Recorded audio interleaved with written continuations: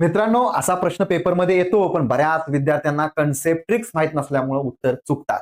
बघा उत्तर कसं काढायचं या प्रश्नाचं. मित्रांनो दिले काय 8.8 किलोमीटर जाण्यासाठी एका चाकाची म्हणजे हा चाक आहे, ह्या चाकाची त्रिज्या लक्षात ठेवा. त्रिज्येला आपण आर म्हणत असतो. ठीक आहे. जाण्यासाठी एक चाकाचे किती 100 फेरे म्हणजे असे 100 फेरे मित्रांनो पूर्ण होतात. तर त्या चाकाची त्रिज्या किती? मग त्या चाकाची त्रिज्या काढायची. काय करायचं मित्रांनो 8.8 आहे ना, 8.8 ला किलोमीटरला मीटरमध्ये कन्व्हर्ट करायसाठी 1000 ने जर गुणलं तर किती आलं मित्रांनो 8,800. ठीक आहे. 8,800 मीटर आलं. ठीक आहे. आता पॉईंट निघून गेला मित्रांनो, कारण आपण काय केलं 8,000 किती आलं मित्रांनो 88,000 आलेलं.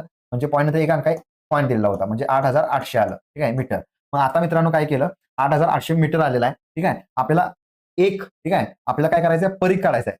म्हणजे 100 फेऱ्या एक फेरा काढायचा आहे. म्हणजे 8,800 ला जर मित्रांनो तुम्ही 100 ने भागलं 100 फेऱ्याने म्हणजे तुम्हाला 88 मीटर तुम्हाला परीघ मिळाला. आता मित्रांनो तुम्हाला काय काढायचं आहे त्रिज्या काढायचा आहे. मग त्रिज्या काढताना काय करणार परीघ बरोबर 2 पाय आर करतो. म्हणजेच 88 बरोबर 2 गुणिले पायची किंमत 22/7 असते आर.